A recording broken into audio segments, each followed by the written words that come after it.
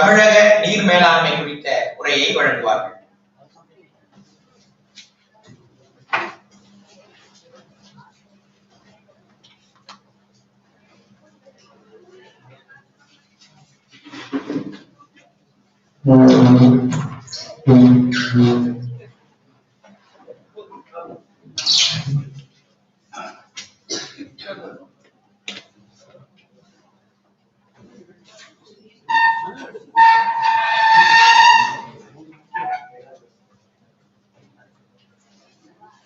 இப்படி வந்து உட்கார்ந்து ஆமா திரும்பி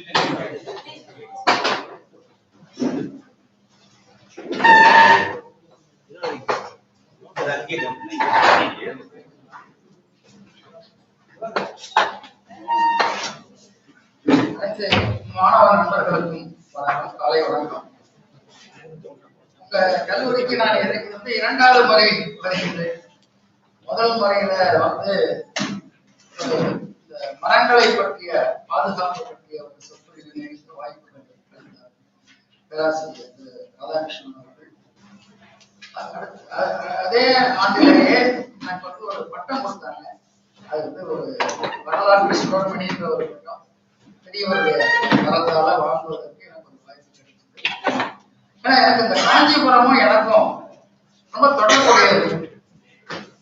வீரராகவன் ஐயா அவங்களுடைய மனைவி அரசி அவங்க எல்லோரும் இவ்வளவு பணிகள் சிறப்பாக செய்திருக்கிறத பார்க்கும்போது வியப்பா இருக்கு. அவங்களுக்கு எல்லாம் ஒரு இந்த நேரத்துல நன்றி தெரிவித்துக் கொள்ளணும். எங்களுக்கெல்லாம் கொஞ்சம் ஏஜ் ஆனதுனால நாங்க வந்து கொஞ்சம் நிறையவே ஏஜ் ஆயிடுச்சு, அதனால எங்களெல்லாம் ஒதுக்கிட்டாங்க. பட் இருந்தாலும் ஒரு ஆர்வத்தின் காரணமாக நாங்க வந்து இந்த பணிகள் எல்லாம் வந்து செய்யணும்னு ஒரு விருப்பத்தோட வந்திருக்கோம். அதுக்கு உங்களுடைய வரவேற்புக்கு மிக்க நன்றி. நான் வரும்போது பேனர்ஸ் பார்த்தேன், நிறைய போட்டோகிராஃப்ஸ் எல்லாம் போட்டிருக்கிறாங்க. இதெல்லாம் வந்து பாதுகாப்பா வைங்க, எதிர்காலத்துல உங்களுடைய கல்லூரியில ஒரு இடங்கள்ல வைங்க. ஏன்னா இந்த காஞ்சி நகரத்தினுடைய ஒரு சிறப்புகள், காஞ்சி நகரம் மட்டும் இல்ல, காஞ்சி மாவட்டமே ஒரு சிறப்பான செய்தி. இந்த காஞ்சி நகருக்கும் எனக்கு ஒரு தொடர்பு வந்து 1971 நான் எம்ஏ படிக்கிற போது இங்கதான் அகழ்வாராய்ச்சிகள் நடந்தது. அப்ப நாங்க ஸ்டூடெண்ட், பல பேர் பிறந்திருக்க மாட்டீங்க. 71 வந்து இங்க வந்து நான் காஞ்சிபுரத்துக்கு வந்து கிட்டத்தட்ட ஒரு 2 மாதங்கள் தங்கி இந்த அகழ்வாராய்ச்சிகள் நிறைய ஃபைண்டிங்ஸ் நிறைய கிடைச்சது. இது வந்து ஒரு தொன்மையான நகரம். காஞ்சி நகரம்ங்கிறது ரொம்ப தொன்மையானது, வரலாற்று சிறப்புமிக்க ஒரு ஊர். இன்றும் அந்த அந்த அந்த பாரம்பரிய சிறப்பினை அது பெற்றுக்கொண்டு இருக்கின்றது. அது வந்து மத்திய அரசினாலையும் பண்ண போறாங்க, பாரம்பரிய சிறப்பு மிக்க நகரம் என்று. அதற்கான ஆய்வுகள் எல்லாம் நடைபெற்றுக் கொண்டிருக்கின்றது. திரு வீரராகவன் குறிப்பிட்டது போல நகரேஷு காஞ்சி, காளிதாசர் குறிப்பிடும் பொழுது மலர்களிலே மல்லிகை மலர், நகரங்களிலே காஞ்சி மாநகர். இன்னொன்னு தெரியல, தொண்டை நாட்டுல ஒரு பகுதி இந்த காஞ்சிபுரம். அது வந்து சான்றோர் உடைத்து, எங்க சோழ நாடுலாம் பாத்தீங்கன்னா சோறு உடைத்துன்னு சொன்னாங்க. உங்களுடைய தொண்டை நாட்டை மட்டும்தான் சான்றோர் உடைத்து. நான் மட்டும் சொல்லல, அப்பர் பெருமான் என்ன சொல்றாரு, கரையிலா கல்வியில் கரையிலா காஞ்சி அப்படின்னு சொல்றாரு. காஞ்சி நகரம் இங்க வந்து ஒரு பல்கலைக்கழகம் இருக்கு. அந்த இடங்கள்ல நீங்க வந்து படிக்கிறீங்கன்னாலே ஒரு பெரிய கொடுக்கடை. உங்களுக்கு வந்து ஒரு இதுல கிடைச்சிருக்கு வாய்ப்புகள், நல்ல வாய்ப்புகளை நல்லா பயன்படுத்தி இன்னும் நல்லா நீங்களாம் நிறைய படிக்கணும், நிறைய வந்து நாட்டுக்கு தொண்டு செய்யணும். அந்த மாதிரியான ஒரு அதனால இந்த காஞ்சி நகரம் வந்து சாதாரணமா நினைச்சுக்காதீங்க.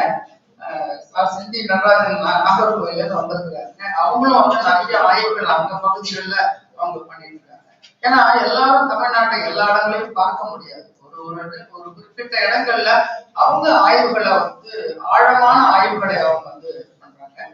இப்ப நம்ம வந்து போவோம், குறிப்பிட்ட டயத்துக்குள்ள முடிக்கணும். ஹெரிடேஜ் ஆஃப் காஞ்சிபுரம், இது கொஞ்சம் ஆங்கிலத்துல போட்டுருங்க. பாரம்பரியம், சிறப்பு, ஒரு வரலாற்று சிறப்பு. நெக்ஸ்ட், இது உங்களுக்கு காஞ்சி மாநகரத்தினுடைய உங்களுடைய காஞ்சி மாவட்டத்தின் காஞ்சிபுரம் மாவட்டத்தினுடைய வரைபடம். எங்கெங்க ஊர்கள் இருக்கு, முக்கியமான ஊர்கள்.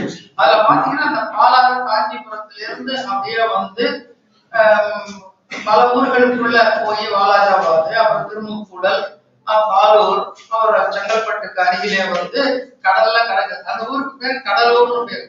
அங்க வந்து ஒரு பரமேஸ்வர மங்கலம் அப்படின்ற ஒரு ஊர் இருக்கு.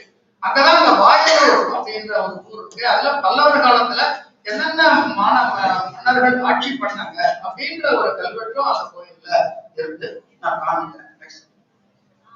இது காஞ்சிபுரம்னா என்ன எங்க மனசுல என்ன தோணும்?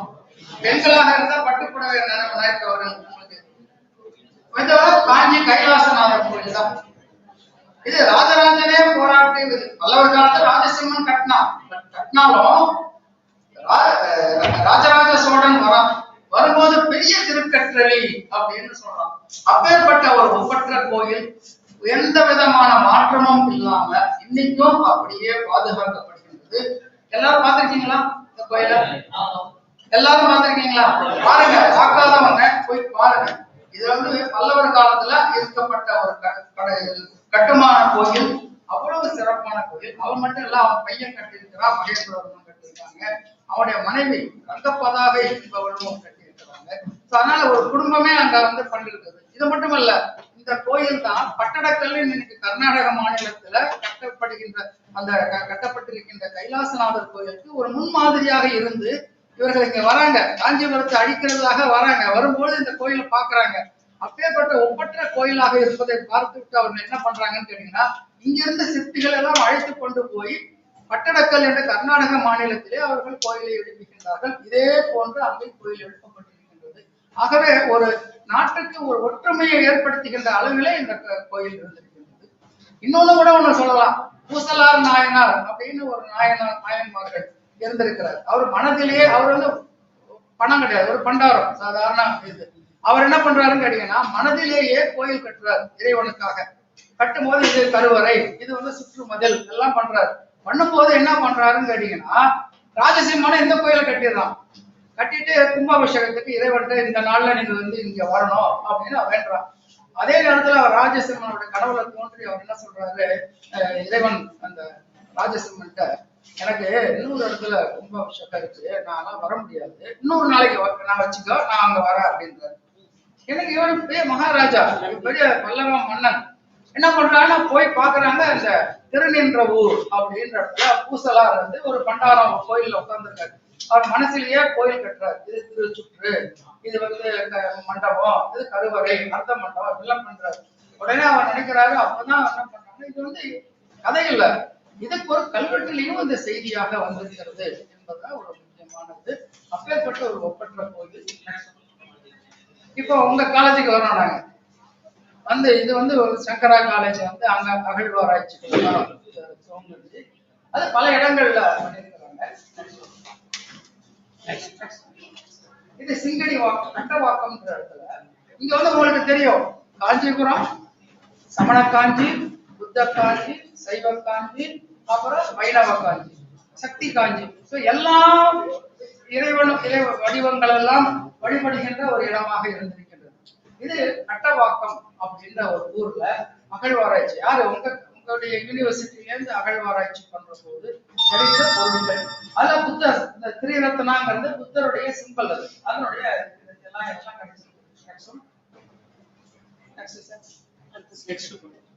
அங்க அந்த வேகவதி யாரு உங்களுக்கு தெரியும், சமண காஞ்சி, திருப்பருத்தி குன்றம் இருக்கு இல்லையா, அங்க வந்து உங்களுக்கு நிறைய இந்த மாதிரியான உரை கிணறுகள், அதாவது மண்ணுல வந்து சரிஞ்சு விடாம இருப்பதற்காக சுடுமண்ணால் செய்யப்பட்ட உரைகளை வந்து இப்ப எல்லாம் கான்கிரீட்ல போடுறோம், அப்ப வந்து சுடுமண்ணால் செய்யப்பட்ட உரைகளை பண்ணியிருக்காங்க. அது வந்து ஒரு ராயல் ஃபிகர், ஒரு மன்னன், அவனுடைய வடிவம் இதெல்லாம் கிடைச்சது. இது உரை கிணறுடைய க்ளோஸ்அப் வந்து எப்படி இருந்து அமைப்பு பண்ணிருக்கிறது. இது பாத்தீங்கன்னா ஒன்னோட ஒண்ணு சொருகிட்டு இருக்கிற மாதிரி இருக்கும், ஒரு ஒண்ணு மேல ஒண்ணு அடுக்கி வைக்கப்பட்டிருக்கும். இது கீழடியில எல்லாம் பாத்தீங்கன்னா நீங்க பார்த்திருப்பீங்க, பேப்பர்ல பார்த்திருப்பீங்க. இந்த மாதிரியான இது நிறைய கிடைச்சது. அதே மாதிரி இங்க வந்து இந்த வேகவதி ஆற்றுல கிடைக்கிற போது இதுக்குள்ளார, அந்த உரை கிணற்றுக்குள்ளார நிறைய பொருட்கள், அவர்கள் பயன்படுத்திய பொருட்கள் எல்லாம் நமக்கு கிடைத்திருக்கின்றன. அப்புறம் நான் சொன்னேன், இந்த காஞ்சிபுரம் வந்து பழைய கற்காலத்தில இருந்தே நமக்கு சான்றுகள் கிடைக்கின்றன. இந்த பல்லவர் காலத்துல மட்டும்தான் இல்ல, அதற்கு முன்பாகவே உங்களுக்கு தெரியும், பல்லாவரத்துலதான் முதல்ல கற்கால கருவிகள் கண்டுபிடிக்கப்பட்டது இங்கதான் பல்லாவரத்துல. அதே மாதிரி சிங்கடி வாக்கம் அப்படின்ற இடத்துலயும் உங்களுக்கு நிறைய இந்த மாதிரி தற்கால கருவிகள் கிடைக்கிறது. இன்னைக்கும் நீங்க பாத்தீங்கன்னா அந்த பரந்தூர் ஏர்போர்ட் கட்டுறாங்க இல்லையா, அந்த பகுதிகளில் நீங்க போனீங்கன்னா ஸ்ரீபெரும்புதூர் வரைக்கும் போனீங்கன்னா, ஸ்ரீபெரும்புதூர்ங்கிறது இன்னைக்கு வேணா சின்ன ஊராக இருக்கலாம், ஜியலாஜிக்கலா பாத்தீங்கன்னா அது வந்து ஸ்ரீபெரும்புதூர் ஷேல்னு சொல்லுவாங்க. அந்த களிமண்ல அவ்வளவு கற்கால கருவிகள்லாம் கிடைச்சிருக்கு. நாங்கெல்லாம் படிக்கிற போது இந்த ஸ்ரீபெரும்புதூர் ஏரியை வந்து சுற்றி சுற்றி வந்திருக்கிறோம். கற்கால கருவிகள் பயன்படுத்தி இருக்கிறார்கள் அந்த காஞ்சிபுரத்துடைய பகுதியில். இதுக்கப்புறம் அந்த பேலியோலித்திக் காலத்துக்கு அப்புறம் மைக்ரோலித்திக் நுண்கற்காலம்ங்கிறது. இப்ப நம்ம வீடுகள்ல பாத்தீங்கன்னா பெரிய ரேடியோ வச்சிருப்பாங்க அந்த காலத்துல. இப்ப பாத்தீங்கன்னா கை அடக்கத்துல நம்ம வச்சிருக்கோம் ரேடியோ. இப்ப ரேடியோவோட யாரும் யூஸ் பண்றது இல்ல, செல்போன்லயே நம்ம எல்லாம் கேட்டுருவோம். சோ மக்களுடைய நாகரீகம் வளர வளர பொருள்களும் மாற்றங்கள். இங்க வந்து ஸ்ரீபெரும்புதூர் பக்கத்துல அகழ்வாராய்ச்சிகள் பண்றாங்க. இதுல வந்து மைக்ரோலித்திக், மெகலித்திக், அயன் ஏஜ் பாட்டரிஸ், இரும்பு காலம், மனிதன் வந்து பழைய கற்காலம், புதிய கற்காலம், நுண்கற்காலம், அதுக்கப்புறமா பாத்தீங்கன்னா இரும்பு காலம். இரும்பு காலத்தை சேர்ந்த பொருட்கள் எல்லாம் கிடைச்சிருக்கு. அந்த இரும்பு பொருட்களை எப்படி வந்து உறிஞ்சி அதை பயன்படுத்திருக்காங்க. இரும்பு காலமே பேரு, அதுவும் நீங்க அங்க பல கோயில்கள் இருந்து அழிஞ்சுன்னா 2000 ஆண்டு 1300 ஆண்டுகள் ஆயிடுச்சு பல்லவர்கள் ஆட்சி பண்ணி. பல இடங்கள்ல அவர்கள் கோயில்கள் கட்டியிருக்கிறாங்க, பல இடங்கள்ல மாற்றங்கள் எல்லாம் வந்திருக்கு, பல கோயில்கள்ல திருப்பணிகள் எல்லாம் செஞ்சிருக்கிறாங்க. அந்த மாதிரி பண்ணும்போது இந்த மாதிரி கேட்பாரட்டு கடற்கரை ஓரமாகவோ இல்லைன்னா வந்து ஆற்றினுடைய கரையிலோ இந்த மாதிரி பண்ணும்போது இந்த மாதிரி கற்கள் இந்த மாதிரி சிலைகள் வந்து புதைஞ்சிருக்கும். அதையும் மக்கள் ஆராய்ச்சி பண்ணி இருக்காங்க.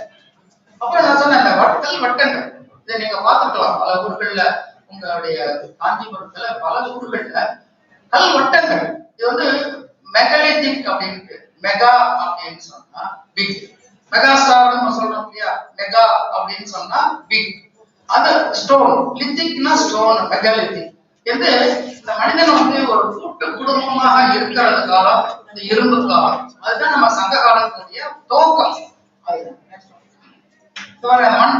மண்பானைகள்ல அவங்க புதைக்கிறாங்க, புதைச்சு அவருடைய எலும்புகள் எல்லாமே இருந்திருக்கு. அது வந்து அவங்க பயன்படுத்திய பொருட்கள் எல்லாம் அங்க வைத்திருக்கிறார்கள். இதுக்கப்புறம் பாத்தீங்கன்னா இந்த காஞ்சிபுரத்துல வந்து எல்லா துறையும் அகழ்வாராய்ச்சி பண்ணிருக்கு.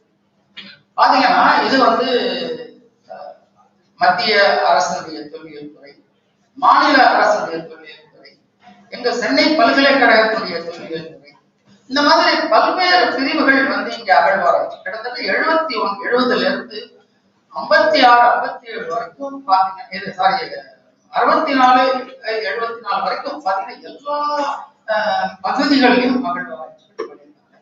அதுல பல்லவ மேடு கேள்விப்பட்டிருக்கீங்களா? பல்லவ மேடுங்கிறது நம்ம திருப்பதி பக்கத்துல இருக்கு. அங்க வந்து அகழ்வாராய்ச்சிகள் பண்ணியிருக்காங்க, பார்க்கலாம். அதனால பல்வேறு, அது மட்டும் இல்ல, சென்னை பல்கலைக்கழகம் மட்டும் இல்ல, இல்ல வந்து மத்திய அரசு எல்லாரும் பண்ணியிருக்காங்க. ஏன்னா அவ்வளவு சிறப்பான பொருட்கள் இங்கே கிடைத்திருக்கின்றது.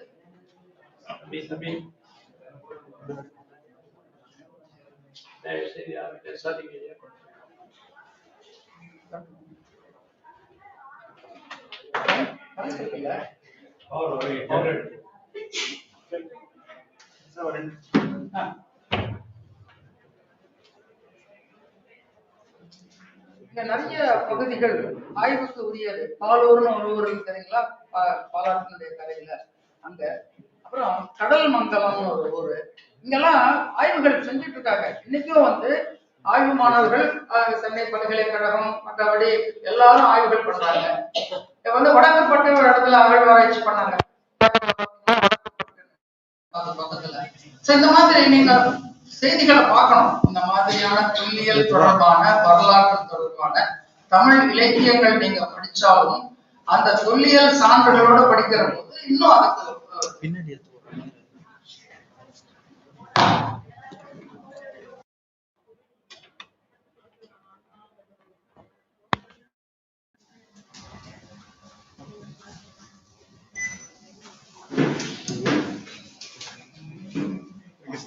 இதுதான் அந்த பல்லவ கிடைச்ச சான்றுகள்.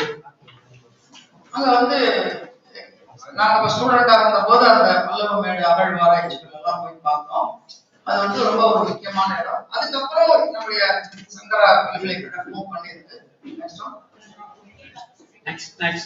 இது இந்த உரைக்கிணறு எப்படி இருக்கு பாருங்க. உரைக்கிணறுல மேல அடிக்கிட்டு, அதனாலதான் பட்டினப்பாளையில சங்க இலக்கியத்துல ஒரு குறிப்பு வரும், உரைக்கிணற்று புறச்சேரி அப்படின்னு. கடல் பகுதிகள்ல மணல் நீங்க கிணறு கட்ட முடியாது. அதுக்கு வந்து என்ன பண்ணுவாங்கன்னா உரைக்கிணற்றுல இறக்குவாங்க. உரைக்கிணற்றுல ஒரு துவாரம் இருக்கும். அந்த துவாரம் வழியாக அதை நல்ல நீர் வடிகட்டி அங்க போகும். அதனால என்ன பண்ணுவாங்க, இன்னைக்கும் நீங்க பூம்புகார்லாம் போனீங்கன்னா, தஞ்சை மாவட்டத்தில் இருக்கிற கடற்கரை பட்டினமான பூம்புகார்ல போனீங்கன்னா இன்னைக்கும் உரைக்கிணறு கடற்கரை பகுதிகள்ல கிடைக்கும். இதுதான் உங்களுடைய காஞ்சிபுரம் டவுனு. காஞ்சிபுரத்துல கிட்டத்தட்ட 25 இடங்கள்ல அகழ்வாராய்ச்சிகள் 1950 இருந்து 80 வரைக்கும் ஒரு 30 ஆண்டுகள்ல அவங்க பண்ணியிருக்காங்க.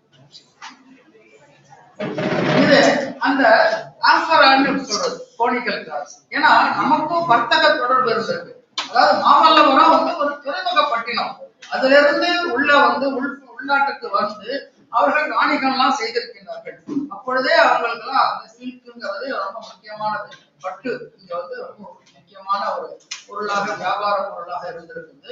அதனால வெளிநாடுகளில் இருந்து வணிகர்கள்லாம் இங்க வந்திருக்காங்க. அவங்க வரும்பொழுது அந்த மது குடங்கள் எல்லாம் எடுத்து வந்திருக்கிறாங்க. அந்த மது குடங்கள் எல்லாம் இங்க வைத்திருக்கிறார்கள். அதுக்கு பேர் ஆம்பரா அப்படின்னு பேர். ரோமானிய நாட்டில இருந்து வந்தது. எவ்வளவு கிட்டத்தட்ட 50க்கு மேல கிடைச்சது அங்க. இதுதான் இன்னைக்கு சென்னை பல்கலைக்கழகத்துல காட்சிக்கு வைத்திருக்கிறார்கள். இது அதேதான். நிறைய இன்னைக்கும் பாத்தீங்கன்னா இடமே இல்லாம வச்சிருக்கிறாங்க. இது கோனிக்கல் ஜார்ஸ் சொல்றது. ஆம்பரா மாதிரியே ஒரு மாடல். இப்ப சைனா ப்ராடக்ட்டுக்கு மாடல் வருது இல்ல, அந்த மாதிரி மாடல். அது ஒரு ஒரு ஒரு ஒரு ரிப்ளிக் ஆவணம் மாதிரி பண்ணி வச்சிருக்காங்க. அங்க மட்டும் தான் கிடைச்சதா? அண்மையில திருவள்ளூர் மாவட்டத்துல பட்டறை பெரும்புதூர் அப்படின்ற ஒரு ஊர்ல அகழ்வாராய்ச்சி பண்ற போது அங்கேயும் பாத்தீங்கன்னா பக்கத்துல ஒரு கிணறு இந்த மாதிரியான கோனிக்கல் ஜார்ஸ். இதுதான் இருக்கு தெரியுங்களா? எவ்வளவு கேர்ஃபுல்லா அதை எடுக்கணும் பாருங்க. அதுதான் முக்கியம். கீழடி பார்த்திருப்பீங்க நீங்க, பல போட்டோகிராஃப்ஸ் எல்லாம் பார்த்திருப்பீங்க. பல பானைகள்லாம் வந்து எடுக்கிற போது ரொம்ப இன்ட்ரிகேட்டாக வந்து மணலை தூய்மை பண்ணி அதுக்கு வந்து எடுக்கணும். நீங்க ஒர்க் பண்ணீங்களா? அதுல கீழடியில ரொம்ப முக்கியமான ஒரு பணி. மற்ற பெரும்புதல். ஓகே, இதுதான் இந்த மாதிரிதான் இருக்கும். கோனி அந்த ஆம்பரா அந்த காலத்துல இந்த மது குடங்கள் இந்த மாதிரி தான் வந்திருக்கும். மது மட்டும் இருக்கலாம், இல்ல ஆலிவ் ஆயில் எதெல்லாம் வந்திருக்கலாம். பட் அந்த ப்ராடக்ட் வந்து இப்ப அனலிசிஸ் பண்றாங்க. என்ன பாருங்க, புறநானூற்றுல என்ன சொல்றாங்க பாருங்க. யவனர் நந்தளம் தந்த கண்கமல் தேரல். கண்கமல் தேரல் வாசனையுள்ள தேரலை, அதாவது கள்ளி அவர்கள் கொடுத்தார்கள் என்பதுன்னா பொன்சை பொன்னை கலர்த்து ஏற்றி நாளும் ஒந்தடி மகளிர் மடுத்த சிறந்து புறநானூற்றுல அது குறிப்பு வருது. சோ நமக்கும் தொல்லியலுக்கும் தமிழ் இலக்கியங்களுக்கும் ரொம்ப தொடர்பு இருக்கு. தமிழ் இலக்கியம் படிக்காம நீங்க வந்து தொல்லியல் படிக்க முடியாது. தமிழ் இலக்கியம் அட்லீஸ்ட் நமக்கு சில செய்திகளை அங்கிருந்துதான் நம்ம கொண்டு வரோம். அது அங்க கிடைத்த ஆணைகள். இதே போல இப்ப அழகன் குளத்துல கிடைச்சது. இப்ப அண்மையில இதெல்லாம் கம்பேரிட்டிவ் ஸ்டடிஸ் தான் முக்கியம். இங்க நேற்றுக்கு பிராமி சொல்லி கொடுத்திருப்பாங்க, உங்களுக்கு தமிழை சொல்லி கொடுத்திருப்பாங்க. இங்க காஞ்சிபுரத்துல புத்தலிசா அப்படின்ற ஒரு பிராகிருத் மொழியோட இருக்கின்ற கல்வெட்டு பானை ஓடு ஒண்ணு கிடைச்சது. அது வந்து இந்த இடத்துலதான் இந்த மாதிரி புத்தலிசா. அது வந்து ஒரு இந்த பௌத்த சமயத்துல இருக்கின்ற ஒரு துறவியை குறித்ததாக இருக்கலாம். ஒரு பானை ஓடு கிடைச்சது. அந்த மாதிரி இதுல நிறைய அந்த மாதிரி எழுத்துள்ள பானை ஓடுகள் எல்லாம் நேற்று சொல்லி கொடுத்துருப்பாங்களே உங்களுக்கு தமிழ் எழுத்து. சொல்ல மாட்டேன்றீங்க ஒருத்தர்.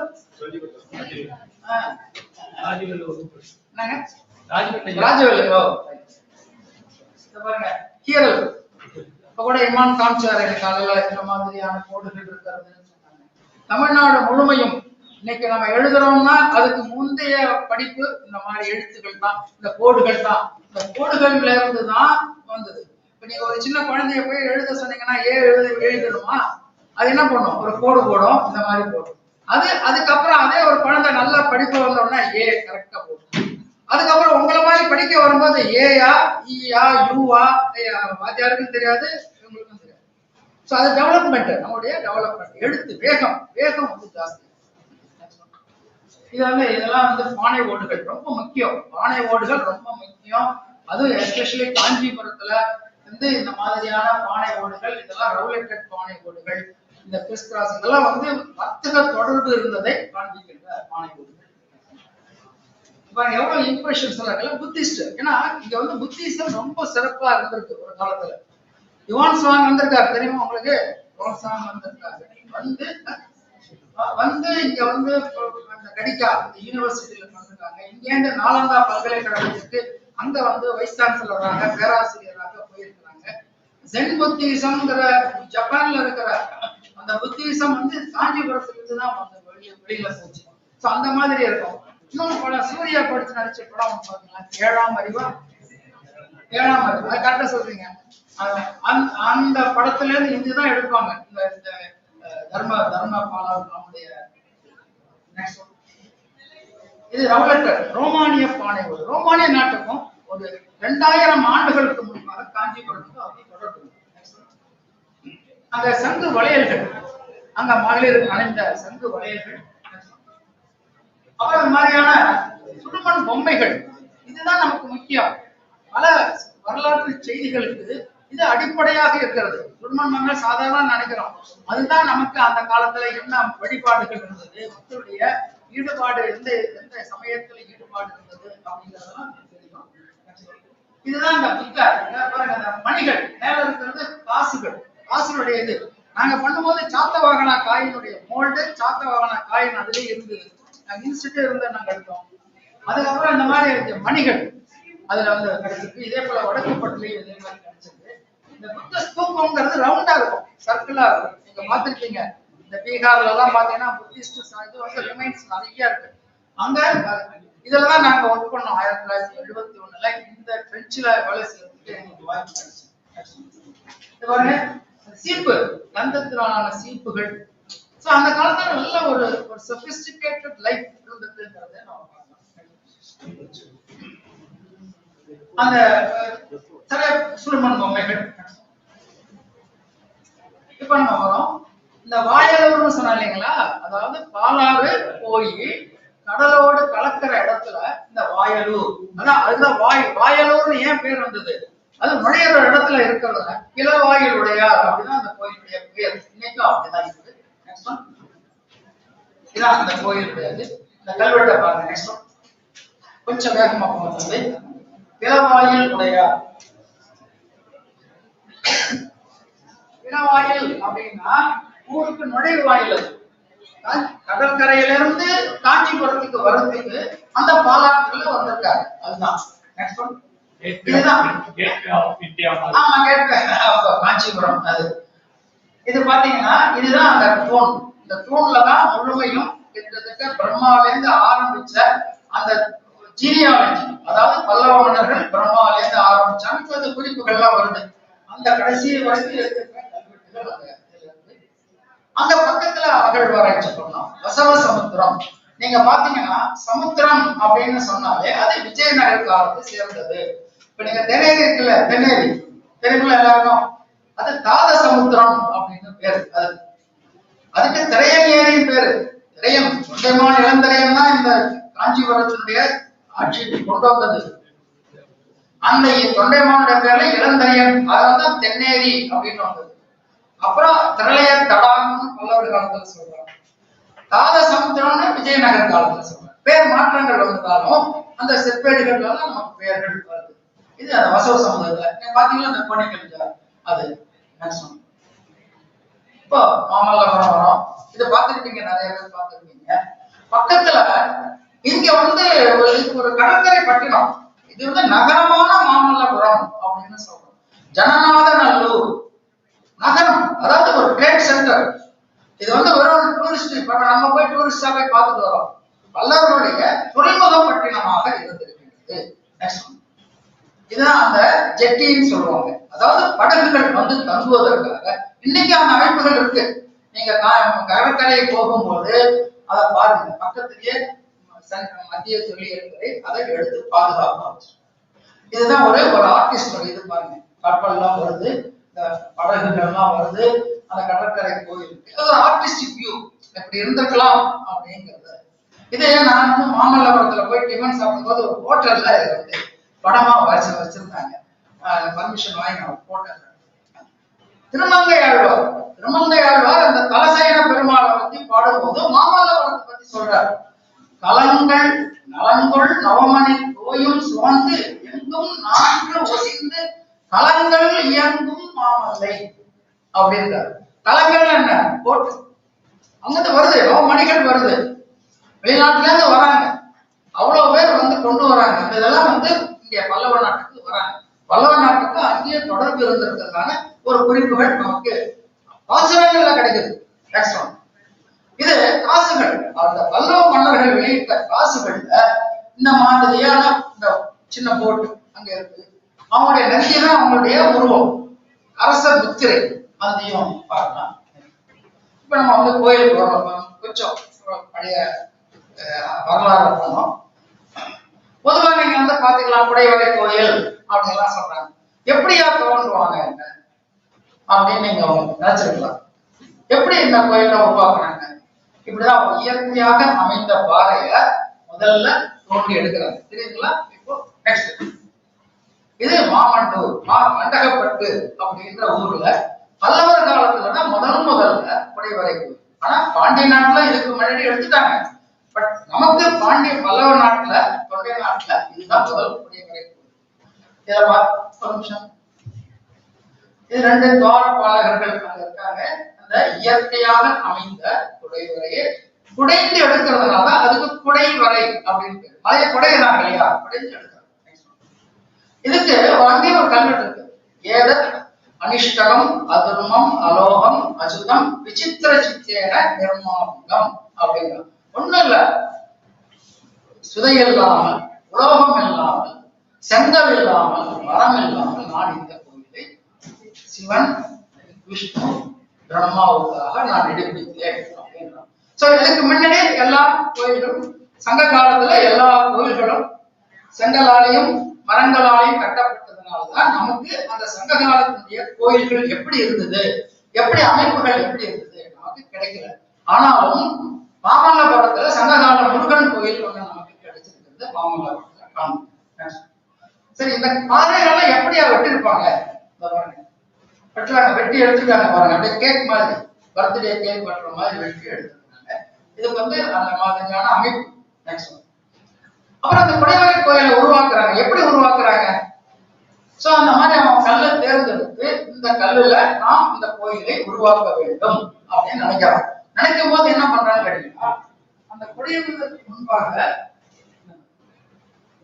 இதுல ஒரு தட்டு தட்டான்னு வச்சுக்கோங்க, அது வந்துடும். இப்போ நம்ம வந்து நல்லா சாப்பிடுறோம், லாரியில ஒரு இதே ஏத்துறான் ஒரு தொழிலாளி, அவனுக்கு தெரியும் எப்படி இதை தூக்கணும்னு தெரியும். ஒரு பீரோவே தூக்கிட்டு போயிடுவோம், பாத்துட்டீங்களா? நம்ம அவங்களோட நல்லா சாப்பிடுறோம், நம்மளால தூக்க முடியும். சோ அது மாதிரி அந்த சிற்பிகள் என்ன பண்ணுவாங்கன்னு கேட்டீங்கன்னா, எந்த இடத்துல அடிச்சாங்க, அதனாலதான் இவ்வளவு கோயில்கள் கட்டப்பட்டு தமிழ்நாடு. எப்படி ஒரு தூணை நிர்ணயிக்கணும், எப்படி வந்து இந்த கோயில் அமைக்கணும் அப்படிங்கிறது அந்த சிற்பிகளின் நுணுக்கம், தொழில்நுட்ப நுணுக்கம். இந்த மாதிரி குடைஞ்சுக்கிட்டே போறாங்க பாருங்க உள்ள குடைவரை கோயில். இது ஒற்றை கயிறு மானோலித்திக் அப்படின்னு சொல்றாங்க. இப்ப நமக்கு வீடு கட்டும் போது என்ன பண்றோம், பவுண்டேஷன்ல இருந்து போறோம். அவன் என்ன பண்றான்னா, முதல்ல ஒரு கல்லை பார்த்தோம்னா மேல இருந்து ஆரம்பிக்கிறான். விமானம் மேல இருந்து ஆரம்பிச்சு இது ஒரு நிலை, ஒரு தளம் இங்க வந்து வரும். இது அதுக்கப்புறம் இது அன்பினிஷ்டா விட்டாங்க. நீங்க பார்க்கலாம், மாமல்லபுரத்துல போனா எப்படி ஒரு கோயில் உருவாக்கப்பட்டது அப்படிங்கிறதுக்கு இது ஒரு பெஸ்ட் எக்ஸாம்பிள். அதான் நம்ம கீழே இருந்து போக மாட்டோம், மேல இருந்து. சோழ காலத்திலையும் பிற்காலத்திலையும் என்ன பண்ணுவாங்க, கீழே இருந்து கொண்டு போவாங்க. இவன் மேல இருந்து ஒரு காலம். அப்ப எவ்வளவு நுணுக்கமாக வேலை செய்யணும். கொஞ்சம் உடைஞ்சு போச்சுன்னு வச்சுங்களேன், அது வழிபாட்டுக்க முடியாது. இது இதை வந்து கழுகுமலை எக்ஸாம்பிள், கழுகுமலை இது பாத்தீங்கன்னா அர்ஜுனாஸ் பேலன்ஸ் சொல்லுவாங்க. அந்த எல்லா உருவங்களும் அங்கே ஒரு கற்பனை கதையை வந்து அப்படியே கொடுத்திருக்காங்க. நடுவில் இருக்கிறது வந்து கங்கை ஆறு கீழே வருது, பூலோகத்துக்கு வரைக்கும் போகுது. இந்த யானைகள் எப்படி, ஒரு யானையுடைய அமைப்பு எப்படி இருக்கும், அந்த பாடி லாங்குவேஜ் எப்படி இருக்கும், அதெல்லாம் அப்சர்வ் பண்ணிருக்காங்க சிற்பிகள். நெக்ஸ்ட் ஒன், இதான் கடற்கரை கோயில். கடற்கரை கோயில்ல 3 கோயில் இருக்கு தெரியுமா? இதுக்கு பேரு சத்திரிய சிம்ம பல்லவேஸ்வர கிரகம் அப்படின்னு. கிரகம்னா ஒண்ணு இல்ல, கிரக பிரவேசம் சொல்றாங்க இல்லையா, கிரகம்னா கோயில் வீடு அவ்வளவுதான். விஷ்ணு கிரகம்னா விஷ்ணு கோயில், ஈஸ்வர கிரகம்னா சிவன் கோயில், அவ்வளவு சிம்பிள். இதுக்கு நடுவுல ஒரு கோயில் நரவதி விஷ்ணு கிரகம் அப்படின்னு. இந்த பக்கம் இருக்கிறது ராஜசிம்ம பல்லவேஸ்வர கிரகம். 3 கோயில். இந்த 3 கோயிலே என்ன சொல்றாங்கன்னா ஜலசயனம் அப்படின்னு ராஜராஜனுடைய கல்வெட்டுல சொல்றாங்க. அங்க அண்மையில கண்டுபிடிக்கப்பட்ட ராஜசிம்மனுடைய கல்வெட்டு இருக்கின்றது. அங்கதான் வராக அவதாரம். ஏன்னா இந்த ராஜாக்கள் எல்லாம் என்ன தெரியுங்களா, அந்த இதை பிடிக்கணும், இந்த நாட்டை பிடிக்கணும், அதுக்கு என்னன்னா வராக அவதாரத்தை தான் வழிபடுவாங்க. அதனால எல்லா ஊர்களையும் பாத்தீங்கன்னா இந்த வராக அவதாரம் இருக்கும். இப்ப கூட என்ன சொல்றாங்க, பூமி வாங்கினா என்ன பண்றாங்க, ஸ்ரீமுஷ்ணம் வராங்க, வராக அவதாரம், அவரை கும்பிட்டோம்னா நமக்கு வந்து நிலம் கிடைக்கும் அப்படின்னு. அந்த மாதிரியான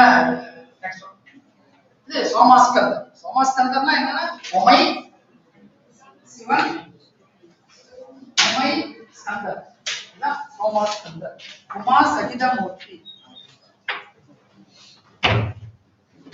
அதுக்கப்புறம் இது 5 ரதங்கள் உங்களுக்கு தெரியும். பைரதாஸ் பஞ்ச பாண்டவ ரதங்கள். இது பஞ்ச பாண்டவருக்கும் அதுக்கும் சம்பந்தம் கிடையாது.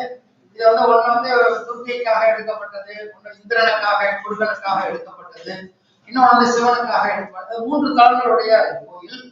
அப்புறம் வந்து ஒண்ணு பாத்தீங்கன்னா பெருமாளுக்காக, பெருமாள் சயன கோலத்தில் இருந்து எடுக்கப்பட்ட கோயில். அப்புறம் வந்து ஒண்ணு யானை, கஜபிருஷ்டம்னு பேரு. யானையோட பின்பகுதி எப்படி இருக்குமோ, உங்க தொண்டை மண்டலத்துல அவ்வளவு கோயில்களும் எப்படி இருக்கும், யானை எல்லாம் சோழ நாட்டுல இருந்து வந்தா கூட இங்க ஊர்ல என்ன ஸ்டைல் ப்ரிப்பேர் பண்றாங்களோ அதே மாதிரி கட்டிருக்காங்க. இது வல்லத்துல இருக்கு. இது பெண்கள்லாம் நம்ம மகிழ்ச்சி அடைய வேண்டிய ஒரு கோயில், போய் பார்க்க வேண்டிய ஒரு கோயில். இது வந்து பொம்மை தேவகுலம், பல்லவ பேரரசு அவங்க தேவகுலம் அப்படிங்கிறது ஒரு பெண் அரசிகளால கட்டப்பட்ட ஒரு கோயில். இது வந்து வல்லம், செங்கல்பட்டுல இருந்து திருக்கழுக்குன்ற ஒரு 3 கிலோமீட்டர் போனீங்கன்னா ஒரு மலையில இருக்கு. இயற்கையா 3 குடைவரை கோயில் இருக்கு. முதல்ல உங்களுக்கு தெரியும், பல்லவர்கள் வந்து கிரந்தத்தை பயன்படுத்தினார்கள். ஆனா இந்த கோயில்ல தமிழை பயன்படுத்தி அவர்கள் பகாபெடுத்து அந்த மாதிரியான பட்ட பெயர்களை எல்லாம் அங்கே பொறுத்திருக்கின்றதை நீங்க பார்க்கலாம். இது பல்லவ காலத்து பெண் அரசிகளால எடுக்கப்பட்ட ஒரு இது. உங்களுக்கு உத்தரமேரு நிறைய பேர் போயிருப்பீங்க. உத்தரமேரு போயிருக்கீங்களா? உத்தரமேரு அந்த சுந்தர வரத பெருமாள். இது ரொம்ப ரொம்ப முக்கியமானது. காஞ்சிபுரத்திலிருந்து பரமேஸ்வர பெருந்தச்சன் அப்படின்ற ஒரு சிற்பி தான் அந்த கோயிலை கட்டியிருக்கிறார். இந்த கோயிலுடைய சிற்ப அளவுகள், அந்த கட்டட அலங்காரங்களை எல்லாம் ஒருத்தர் யார் அறிந்து கொள்கின்றார்களோ அவர்கள் வாஸ்து வித்தியில ரொம்ப முக்கியமானவர்கள், சூரிய ஒளி போன்ற ஒரு ஒளி பெற்றவர்களாக திகழ்வார்கள் என்று அந்த கல்வெட்டு அங்கே குறிப்பிடுகிறது. இதுதான் அந்த கோயில். இதை நவப்பிரதிஷ்டைன்னு சொல்லுவாங்க. 9 தெய்வங்கள் இருக்கும். பெருமாளுடைய அமர்ந்த கோலம், நின்ற கோலம், அமர்ந்த கோலம், சயன கோலம் 3. எப்படி நீங்க இங்க போய் பரமேஸ்வர வெண்ணாக பார்த்துருக்கீங்களா? காஞ்சிபுரத்துல கோயில்கிட்ட போனீங்க போல இருக்கு. பரமேஸ்வர வெண்ணாக இருக்கல, வைகுண்ட பெருமாள், வைகுண்ட பெருமாள். அது வைகுண்ட ஏகாதசிக்காக போயிருப்பீங்க இல்லையா?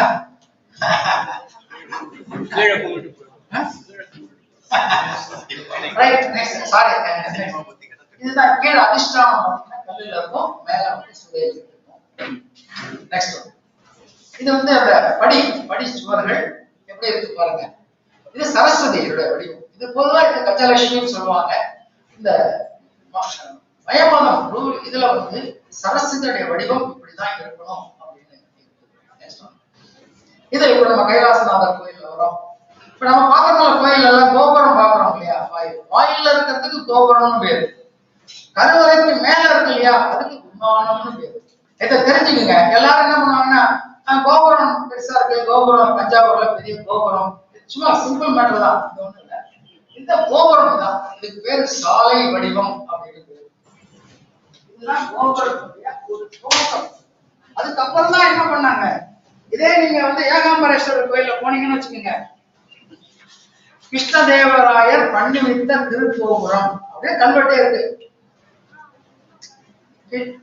ஏகாம்பரேஸ்வரர் கோயில் போறீங்கல்ல, போகும்போது மேல பாருங்க, பார்க்க முடியாது ஏன்னா கூட்டம் வந்துட்டே இருக்கும், இருந்தாலும் மேல பாருங்க, கிருஷ்ணதேவராயர் பண்ணி வைத்த திருக்கோபுரம் அப்படின்னு. கிருஷ்ணதேவராயர் தான் அதிகமான கோபுரம், அதனாலதான் ராயர் கோபுரம் அப்படின்னு சொல்றது. இது பல்லவர் காலத்துல எடுக்கப்பட்ட முதல் கோபுரம். அங்க இருக்கின்ற அவர்கள் எல்லா மன்னர்களும் பண்ணாங்க, அதுக்கு ராஜசிம்மேஸ்வரம் அப்படின்னு பேரு. கைலாசநாதர் கோயில்ல அவருடைய பட்ட பெயர்கள் எல்லாம் 300க்கும் மேற்பட்ட பட்ட பெயர்கள் எல்லாம். அவன் சிவசூடாமணி, எப்பவுமே தலையில ருத்ராட்சத்தினால முடிய வைத்துக் கொண்டிருப்பான் ராஜசிம்மன். அதனாலதான் அவங்க சைவ சித்தாந்தத்துல எல்லாம் படிச்சிருக்காங்க. அதனாலதான் அந்த மாதிரி ஒரு ஒப்பற்ற கோயிலை இந்த கைலாசநாதர் கோயிலே அந்த காஞ்சிபுரத்திலே எடுத்து. இதுதான் அது. இதுக்குற பெரிய திருக்கற்றளி அப்படின்னு ராஜராஜனே உயர்ந்து போற்றின ஒரு கோயில். இதுல பக்கத்துல 58 சிற்றாலயங்கள் இருக்கு, சின்ன சின்ன சாலை 58 இருக்கு. அதுல உள்ளே ஓவியங்கள் இருக்கு, ஓவியங்களை போய் பாருங்க. இது பாருங்க, லிங்கோத்பவ மூர்த்தியாக இருக்கு, அடிமுடி காணா அண்ணலாக அப்படி இருக்கிறார்.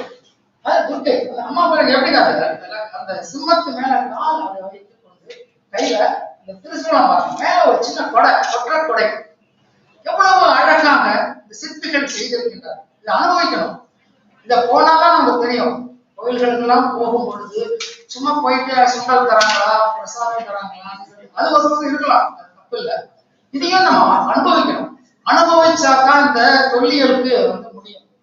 தொல்லியல் ஒரு இது இல்லை, அனுபவிக்கணும். அதாவது எப்படி ஒரு சின்ன குழந்தை பாடும் போதோ இல்ல படிக்கும் போதோ அதை நம்ம அனுபவிக்கிறோம், அதை ரசிக்கிறோம். அது போல இந்த கற்கோயில்கள் 1000 ஆண்டுகளுக்கு முன்னாடி நம் முன்னோர்கள் கட்டினது. அது ஒரு முறையோட முறையோட கட்டியிருக்கிறாங்க. அதை நம்ம பார்க்கணும். ஓவியம் எப்படி அஜந்தா ஓவியம் எப்படி இருக்கிறதோ அதே போல அதே காலத்துலதான் இது எடுக்கப்பட்டது. எப்படி சிற்பிகளுடைய ஒரு தொடர்பு இருந்தது பாருங்க. ஓவியம் அந்த உமா சகித மூர்த்தியாக காண்பிக்கிறாங்க. அதுல ஒரே ஒரு இது பிரயோக சக்கரம் மேல பாத்தீங்கன்னா அந்த கொடி எவ்வளவு அழகா. நிறைய கோயில்கள் இருக்கு, எங்க போனீங்கன்னா நிறைய பேர் படிச்சுட்டு இருப்பாங்க உட்கார்ந்து. டிஎன்பிஎஸ்சிக்கு நாங்க பண்றோம் சார் அப்படின்னாங்க. முக்தேஸ்வரர் கோயில், அது தர்மா தேவி ராஜரசிம்மனுடைய மனைவி கட்டினது. அந்த காலத்து தேகம் ஈக்குவல் ரைட்ஸ், அதையும் பார்க்கணும். வெறும் கோயில்னா வெறும் கோயில் மட்டும் இல்லை. அந்த காலத்துல திருமக்கூடல மருத்துவ சாலை இருந்தது. உத்தரமேரூர்னா என்ன இருக்கு, உத்தரமேரூர் எதுக்கு சிறப்பு, குடமோலை முறை. அந்த காலத்துல எப்படி ஒரு தேர்தல் செய்யணும், என்ன குவாலிபிகேஷன் இருக்கு அப்படிங்கிறத நம்முடைய பிரதம மந்திரியே அதை பத்தி பேசுறாரு. குடமோலையை பத்தியும் உத்தரமேரூரை பத்தி சொல்லிட்டே இருப்பார், ஒவ்வொரு முறையும் சொல்லுவார். இதுதான் அந்த மதங்கீஸ்வரர் கோயில். இதுதான் இதுலதான் அந்த ராஜசிம்மனுடைய கல்வெட்டு.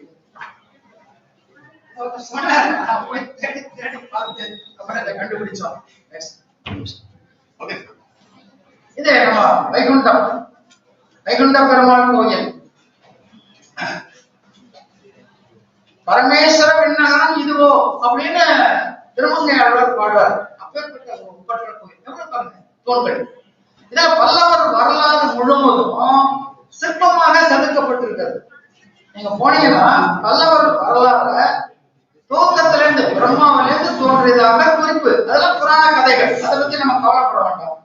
அதுல நீங்க வரிசையா பார்த்துட்டே வந்தீங்கன்னா அந்த கடைசி வரைக்கும் அந்த கோயில் எழுப்பப்பட்ட வரைக்கும் அந்த வரலாறு முழுமையும் தினத்தந்தில சிந்து பாதம்னு ஒண்ணு வரும் தெரியுமா, சின்ன சின்ன கட்டம் போட்டு அது மாதிரி. இதுதான் வைகுண்ட பெருமாள். டென்னிஸ் ஹட்சன் ஒருத்தர் இதை பத்தி ஆய்வுகள் பண்ணி எழுதியிருக்கிறார். அந்த ஒரே ஒரு பண்ணும்போது இந்த கோயிலுக்கு தான் இருக்கும். இங்கேயும் வந்து பாத்தீங்கன்னா நின்ற நிலை, அமர்ந்த நிலை, சயன நிலை. வைகுண்ட பெருமாள் கோயில்ல மூன்றாவது நிலை, அதுக்கு பேர் அஷ்டாங்க விமானம் அப்படின்னு. 3 நிலைகளுக்கு உள்ளதாக இருக்கிறது. 3 தலங்கள். பாண்டிய நாட்டுல போனா திருக்கோஷ்டியூர் போலாம், சென்னையில போனா பெசன் நகர்ல அஷ்டலட்சுமி கோயில், கூடலழகர் கோயில், மதுரையில கூடலழகர் கோயில், இந்த மாதிரி நிறைய கோயில்கள் இருக்கு. மன்னார் இதுல திருநெல்வேலி பக்கத்துல மன்னார் கோயில் அப்படின்றது. இந்த மாதிரி பல கோயில்கள் கட்டிருக்காங்க. 3 தலங்கள். எப்படி நம்ம ஸ்டோரி பில்டிங் கட்டுற மாதிரி. சரி, இந்த கோயிலாம் கட்டினாங்க. அந்த சிற்பிகள் நினைச்சு பார்க்க முடியா இல்லையா? இப்ப நம்மளை படிக்க வைக்கிறாங்க, அப்பா அம்மாவை நினைச்சு பார்க்க வேண்டாமா இல்லையா? இவ்வளவு கஷ்டப்பட்டு படிக்க வைக்கிறாங்களே அப்படின்னு. அது மாதிரி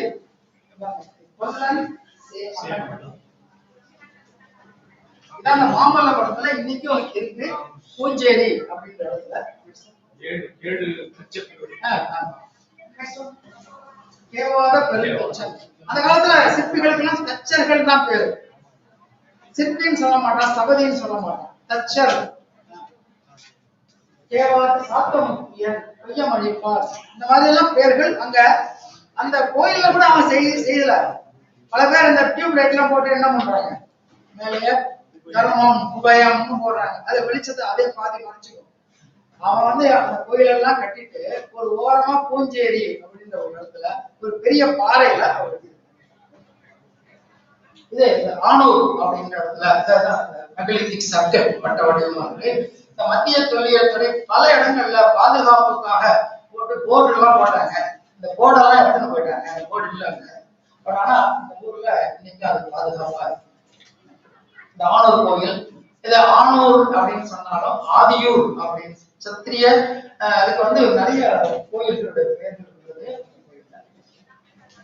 அங்க இருக்கின்ற ஒரு சிற்பம் எப்படி இருக்கு பாருங்க. விநாயகர் அல்லாஹ்.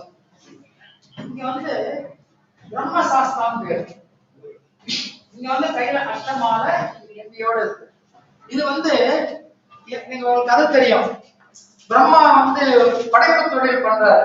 அதுக்கு கேட்கிறாரு, நீங்க இந்த ஓமுக்கு என்ன பிரணவ பொருள் என்ன கேட்கிறாங்க. பிரம்மாவுக்கு சொல்ல தெரியல. நீ உள்ள உட்கார்ந்து சொல்லி ஜெயில போட்டுட்டு இந்த படைப்பு தொழிலும் முருகனே பண்றாரு. அதுதான் பிரம்ம சாத்தன்னு பேரு. கல்விக்கும் அவர் தான் அதிபதி. அதனாலதான் என்ன பண்றான், அந்தக கவி வீரராக முதலியார் அப்படின்னு சொல்லிட்டு பொன்மொழிந்த காலத்துல பிறந்தார். அவருக்கு பிறக்கும் போதே கண்ணு தெரியாது. ஆனால் திருக்கடுக்குன்ற புராணங்கள், பல புராணங்கள் அவர் எழுதினார். ஏன்னா இந்த முருகனுடைய அருளால பண்ணாரு. ஆனூர் அப்படின்னு செங்கல்பட்டு பக்கத்துல இருக்கு. இதுதான் நாங்க உங்களுக்கு அன்னைக்கு சொல்லியிருப்பாரு. சங்ககால முருகனுடைய கோயில் இதுல மாமல்லபுரத்துல சாலுவம் அந்த கல்வெட்டுகள் இருக்கு. அஷ்டகுட கிருஷ்ணனுடைய கல்வெட்டுகள் இருக்கு. அத பிற்காலத்துல சுனாமி வந்த போது இதெல்லாம் வெளியில தெரிஞ்ச பிறகு ஆகாழ்வாராய்ச்சி அங்க கிடைத்த பொருட்கள் கல்லால் செய்யப்பட்டிருக்கும். இது அந்த கல்வெட்டு இருக்கிற பாறை, அதுக்கு கீழே அந்த அகழ்வாராய்ச்சி. அப்புறம் இந்த ராஜவேலா தோண்டி எடுக்கிறாங்க பாருங்க. உள்ள இப்படிதான் மணல் சரியாம இருக்கிறதுக்காக அங்க இருக்கிற கல்வெட்டுகள் இருக்கிறத படி எடுத்து திருவிழிச்சல் அப்படின்னு பேரு. நம்ம திருப்போரூர் கல்வெட்டியும் வந்து திருவிழிச்சல் அப்படின்னு அந்த கோயில் கல்வெட்டு பேசுறது. அங்கே ராஜராஜனுடைய கல்வெட்டு இருக்காங்க, பேர் நந்தவனம் வச்சிருக்காங்க. ஆனா இன்னைக்கு வைக்க முடியாது, புல்வெளிதான் இருக்கு. பட் அந்த கல்வெட்டு உடைஞ்சு போச்சு. கிட்டத்தட்ட 63 வரிகள் இருக்கிற கல்வெட்டு. நீங்க கபாலிகம், மத்த விலாச பிரகசனம் பண்ண போறீங்கன்னா டான்ஸ் ட்ராமா, அதை பத்தியான ஒரு இது ராம்தோண்டீஸ்வரர் கோயில்ல இருக்கு. இந்த சிற்பங்கள் பல்லவர் கால சிற்பம். இதே மாதிரியான சிற்பம் கச்சபேஸ்வரர் கோயில்லையும் இருக்கிறது. அதே போல சாக்கிய நாயனார் கோயில்லையும் இந்த கோயில்ல இது வந்து இந்த தமிழ்நாட்டுல கொஞ்சம் பிராமி கல்வெட்டுகள் அவ்வளவா கிடைக்கல. இது கொஞ்சமா தான் கிடைச்சது. இது வந்து நேத்திரம்பாக்கம் அப்படின்னு சொல்லி மதுராந்தகம் பக்கத்துல அது வந்து ஒரு சூழல் இருக்கிற ஒரு இடம். அது அங்க ஒரு சிவலிங்கத்தினுடைய அடிப்பகுதியில அந்த கல்வெட்டு பார்க்கப்பட்டது. அது வந்து அந்த ஏதோ ஒரு கல்லுல இருந்ததை ஒரு சிவலிங்கமாக மாற்றி பிற்காலத்துல வழிபட்டிருக்கார்கள் அப்படின்னு தெரியும். இங்க சிறுவாக்கம் அப்படின்னு ஒரு ஊர், பரந்தூர் பக்கத்துல மகேந்திர கோத்தரசரு திரு மருத்துவராம் தேவகுலம். தேவகுலம் தெரியுதா? இது வந்து பூ தேவகுலம்னா என்னன்னா கோயில். குளமுறிச்சி கல்வெட்டுலயும் அதேதான் வருது. நான் சொன்ன பொம்மை தேவகுலம்னு சொன்னலையா வல்லவன், அதுவும் தேவகுலம். சோ கல்வெட்டுகள்ல கற்றளி அப்படின்னு வந்தாலும் சரி, கோயில்னு வந்தாலும் சரி, இந்த மாதிரி தேவகுலம் அப்படின்னு வந்து நம்முடைய தொண்டை நாட்டுல இந்த ஒரு கல்வெட்டு. ஒரு சின்ன பிள்ளையார் கோயில்ல பல்லவர் கால கல்வெட்டு தரையில பதிச்சு. சரி, காஞ்சிபுரம் எப்ப வந்துச்சு? நம்ம சொல்றோம், உங்க ப்ரொஃபசர் பேசுவாரு கட்சி காஞ்சி எல்லாம் சொல்றாங்க, அதனால அங்கெல்லாம் போகல. சரிதா?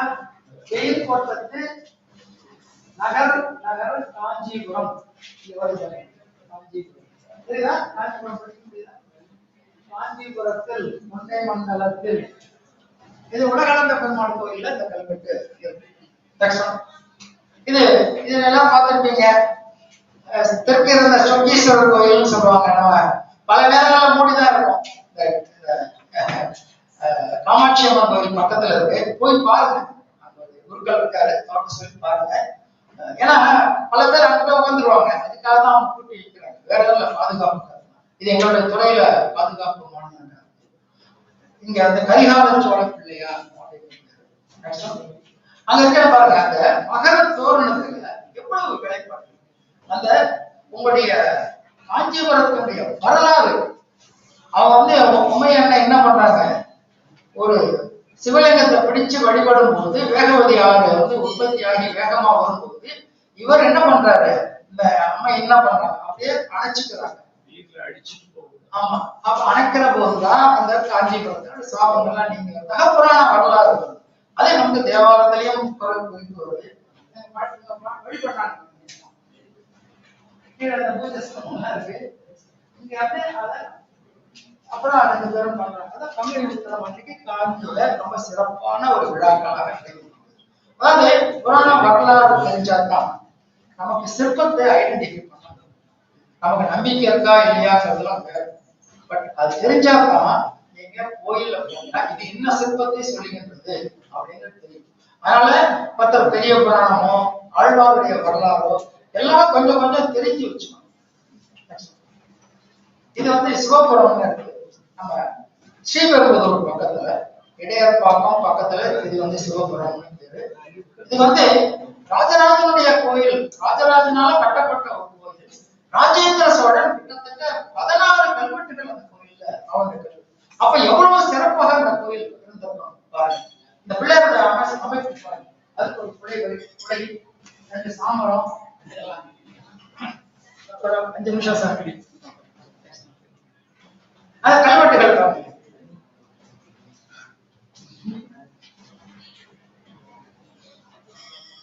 புரோடகத்து ஸ்ரீ ராஜராஜேஸ்வரம் உடையார். தஞ்சாவூர் கோயில்ல பெரிய கோயில்ல இருக்கிற சாமிக்கு பேர் என்ன? ராஜராஜேஸ்வரம் உடையார்னு பேரு. அதே பேரை இங்க வச்சிருக்கான். அங்க எப்படி நகைகள் கொடுத்தாலும் அதே குறிப்புகள் இங்கேயும் இருக்கு. எப்படின்னா ஒரு தஞ்சாவூரை கொண்டு இங்க வச்சிருக்காங்க ராஜாதிராஜனுடைய காலத்துல. அப்பேற்பட்ட ஒரு சின்ன கோயிலாக நீங்க நினைக்கலாம். இது இடையற்பாக்கம் சொல்லிட்டு அதுவும் சுங்குவார் சத்தம் பக்கத்துல இருக்குது. கிட்டத்தட்ட ஒரு 80ல இப்படிதான் இருக்கு அந்த கோயில். இது மேல ஒரு புளிய மரம்.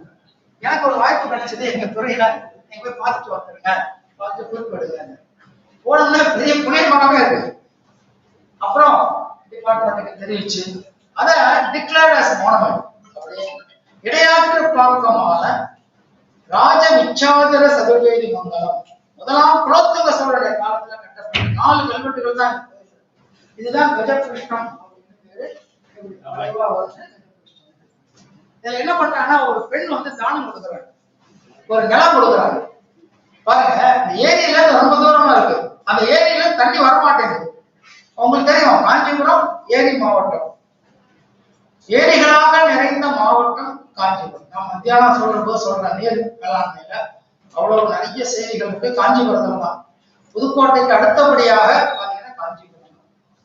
அந்த இதுல வந்து சோழேந்திர சிம்ம ஆசாரி அப்படின்றவன் தான் இந்த கோயிலை கட்டுறான். அவனே சிலாலேகை செய்வித்தேன்றான். சிலாலேகைன்னா கல்வெட்டுகளை அவன் வெட்டுறான், அவனும் செய்யறான், அந்த கோயிலையும் கட்டுறான். 4 கல்வெட்டுகள். நல்ல ஒரு அமைதியான சூழ்நிலை, நல்லா வந்து பார்க்கலாம். பக்கத்துல சிவபுரம், பக்கத்துல சிவன் கூடல், எல்லாமே வந்து ஒரு ஒரு அற்புதமான இது சோழகால கோயில்கள். பல்லவர் நாட்டுல அவர்கள் பல்லவர் சோழ நாட்டுல இருந்து இங்க வந்து ஆட்சி பண்ணாலும் அவர்கள் என்ன பண்றாங்கன்னா, இந்த பல்லவர் நாட்டினுடைய கட்டட அமைப்பு அவங்களுடைய பாரம்பரிய சிறப்புகளை வைத்துக் கொண்டுதான் இது சோமங்கலம் கேள்விப்பட்டிருக்கீங்களா? குன்றத்தூர் பக்கத்துல இருக்கு. இதுல ரொம்ப முக்கியமானது அந்த ஏரி. அந்த ஏரி வந்து கிட்டத்தட்ட நிறைய இடங்கள்ல உடைஞ்சு போகுது, வெள்ளம் வந்து. அப்ப என்ன பண்ணா, ஊர்க்காரன் அவன் வந்து திருசூலத்தை சேர்ந்தவர்கிட்ட என்ன பண்றான், திருசூலன் கண்ணப்பன்றவர்கிட்ட என்ன பண்றான், 40 காசு கொடுத்து இதெல்லாம் பண்ணுங்க. முதல் வருஷம் கொடுக்குறான், 13வது வருஷம் கொடுக்குறான், திருப்பி 14வது வருஷம் கொடுக்குறான். கொடுத்த உடனே 3ஆம் குலோத்துங்க சோழனை கோயில். ஆனா அவன் என்ன பண்றான், அப்பயும் வந்து கோயில் ஒரு இடத்துல 2 இடத்துல உடையுது. அவன் என்ன பண்றான், வந்து கரெக்டா எல்லாத்தையும் என்ன பண்றாங்கன்னு கேட்டீங்கன்னா, அந்த கல்வெட்டுகளை வந்து அந்த ஏரிகளுடைய கரையை வந்து பலப்படுத்துறாங்க, ஊர் சபையே பண்றாங்க. சோ அந்த மாதிரி சென்னைக்கு அருகிலேயே இருக்கின்ற ஒரு சோமங்கலம் கிடையாது, நல்ல கல்வெட்டுகள் அதே சோமங்கலத்துக்கு சோமீஸ்வரம் கிடையாது.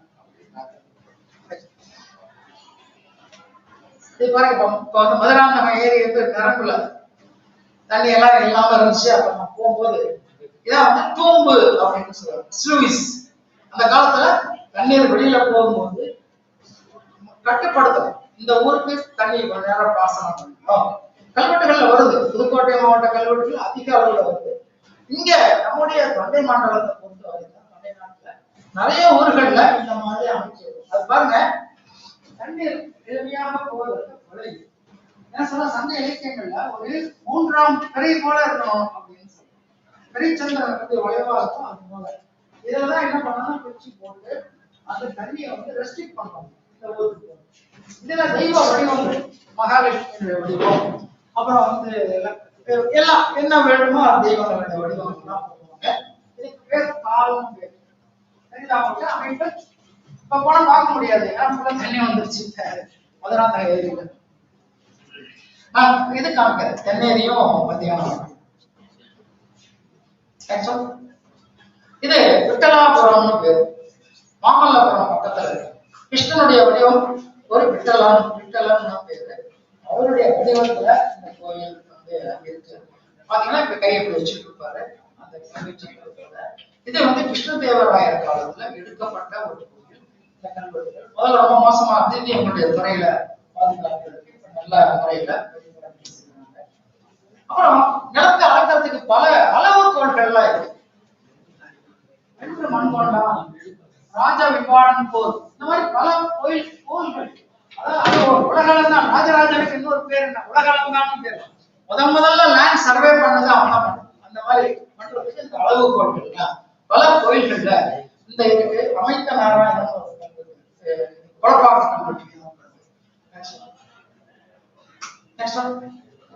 இப்ப நாங்க எங்களுடைய பணிகள்ல போது பல ஊர்களுக்கு போறோம், கிராமங்களுக்கு போகும் பொழுது இங்க வந்து மேல வளர்ப்பாக்கம் அப்படிங்கிற ஊர்ல இது அதிராஜேந்திரனுடைய கல்வெட்டு.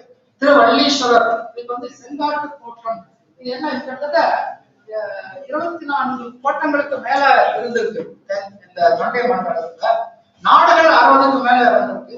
அந்த நாட்டு பிரிவுகள் எல்லாத்தையும் நம்ம பார்க்கலாம்.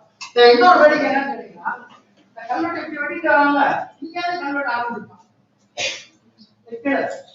இது வந்து அழிச்சுக்கிட்டாங்க அந்த கல்வெட்டுகள்.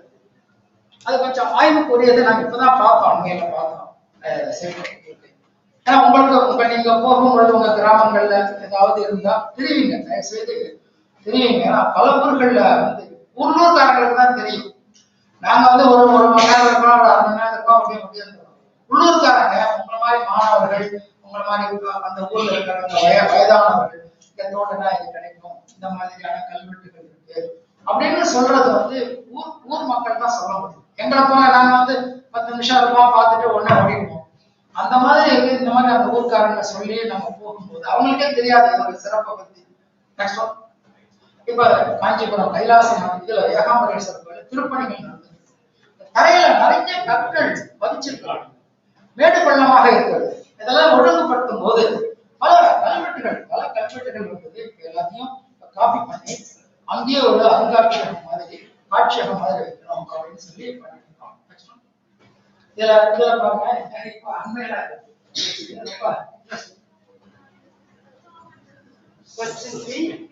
ராஜகேசரி மன்னருக்கு யாரு 22வது தெரியுதா? படிக்கிறது போக தெரியுதா? சோழ நாட்டு எல்லா நாட்டுல இருந்து வந்துருக்காங்க. சோழ நாட்டு பாம்பணி குற்றத்து, அதாவது திருத்துறைப்பூண்டி மன்னார்குடி பகுதியில் இருக்கிறது பாம்பணி குற்றம். அங்கிருந்து குற்றம் அல்ல உடையான் நந்தி நாரணன் நந்தி சேமித்த தூம்பு ஒரு ஸ்வீஸ் பண்ணி கொடுத்தது. அறம் அறவற்ற இந்த அறத்தை பாதுகாருங்கள், சூரியன் சந்திரன் இருக்கின்றவனையும் பாதுகாருங்கள். உங்களை நீங்க பாதுகாத்தீங்கன்னா உங்க கால் துளியில இருக்கிற பாத துளி என் தலைமையில அப்படின்னு கல்வெட்டுகள் வருது. சோ அவ்வளவு சிறப்பா கொடுக்குறான் தர்மத்தின் நிலைநிறுத்தம். இது வந்து பொதுமக்களோட ஏற்படுத்துது. இப்ப நம்ம என்ன பண்றோம், கோபம் வந்து என்ன பண்றோம், பஸ் உடைக்கிறோம். பஸ் யார் காசு?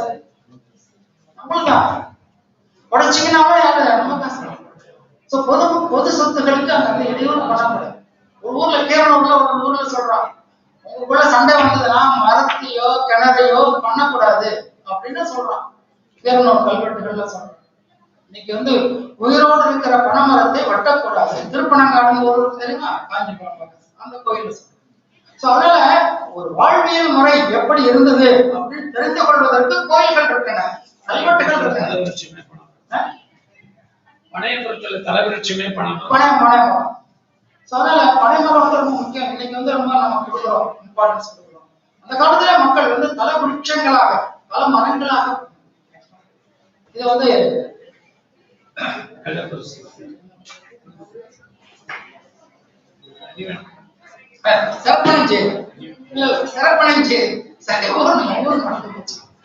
சிறப்பனஞ்சேரின்னு சொல்லிட்டு போற வழியில இருக்கு. வாலாஜா போற வழியில இந்த கோயில் எப்படி இருக்கு பாருங்க. எவ்வளவு ராஜவேலு சார் வந்து நிறைய எழுதியிருக்கிறாரு. இப்ப நான் கண்டுபிடிச்சது வந்து பார்த்திவேந்திராதி மன்னன் இந்த கோயில பண்ணியிருக்காங்க. கோயிலுக்குள்ளார இந்த சிற்பங்கள்லாம் இருந்துச்சு. கண்டுபிடிச்சோம் அந்த கோயில. இது வந்து வெடால்னு பேரு, செய்யூர் பக்கத்துல வெடால்னு பேரு. எப்படி இருக்கு பாருங்க. ராஜராஜனால கட்டப்பட்ட ஒரு கோயில். கல்வெட்டு வட்டத்துக்கு இந்த கல்லை பாருங்க எப்படி இருக்காங்க, ஒரு பால் மாதிரி இருக்காங்க. அந்த மாதிரி அந்த இது ரொம்ப அமரம்பேடுன்னு சொல்லிட்டு நான் வாங்கி கொடுத்தேன். கடைசியா முடிச்சிட்டேன். சாலை வாகன சகாப்தம் இலவ வருஷம் புரட்டாசி மாதம் இந்த அதாவது அமரம்பேட்டில இருந்து இருந்தவங்க சுபதினத்தில் வேளாளரில் அமரம்பேட்டு மூர்த்தியப்ப முதலியார் குமாரன் நைனாப்பிள்ளை முதலியார் அவருடைய குமாரன் ராசப்ப முதலியார் தர்மம் மண்டபம். இந்த மண்டபத்தை போகும்போது பாருங்க, பஸ்ல போகும்போது பாருங்க அப்படியே டேமேஜ்டா இருக்கு. கண்டிஷன் ராசப்ப முதலியாருடைய உருவம் கிட்டத்தட்ட ஒரு 200 ஆண்டுகளுக்கு முன்னாடி அமரம்பேடு அப்படின்னு சொல்லிட்டு நம்ம இதுல இருந்து விஜயபெருமதுல இருந்து குன்றத்தூர் போற வழியில மண்டபத்துல இன்னைக்கு நீங்க பார்க்கலாம். இதை பாதுகாப்பதற்கான நடவடிக்கைகள்லாம் அறநிலையத்துறை எடுக்குது, மாவட்ட ஆட்சியர். இதுதாங்க கடைசியா நான் முதல்ல காமிச்சது என்ன, முதல்ல காமிச்ச படம் கைலாசநாதர் மறந்துடுங்க, அதுக்குள்ள எப்படி மறந்துக்கிறீங்க? கடைசியா நான் காமிக்கிறது குடவோலை உத்தரமேரூர். இதுதான் வைகுந்த பெருமாள் பராந்தகர் சொன்னதை நிறைவேற்று முழுமையும் இருக்கு. இது அந்த காலத்துல ஊர் சபை நடக்கிறதுக்காக மண்டகம் அப்படின்னு சொல்றாங்க. அந்த மண்டபத்துல மர வேலைகள் பாடுகள்லாம் இருந்திருக்கு. அதுல இவர்கள் அந்த ஊர் சபையில கூடி இந்த மாதிரி இருக்கணும் அப்படியெல்லாம் அவங்க முயற்சி பண்ணியிருக்காங்க. இந்த மாதிரி ஒரு குவாலிபிகேஷன் என்ன, ஏரி வாரியம் என்ன, பஞ்ச வாரியம் என்ன, கலினி வாரியம் என்ன, இதெல்லாம் அமைப்புகள்லாம் இருந்து அவங்க ஒரு குடவோலை முறையமாக தேர்ந்தெடுத்து அவர்களை அந்த ஊராட்சி முறையை அங்க நடத்தி இருக்கின்றார்கள். ஒரு பஞ்சாயத்து எலெக்ஷன் எப்படி இருக்கணும் அப்படிங்கிற பெருமை வாய்ந்த ஒரு காஞ்சி மாநகரத்துல நீங்க எல்லாம் படிக்கிறீங்க, நல்ல பேரு புகழும் பெற்று நல்ல ஒரு பதவிக்கு வரணும் என்ற ஒரு ஆசையோடு விடைபெறுகின்றேன். நன்றி.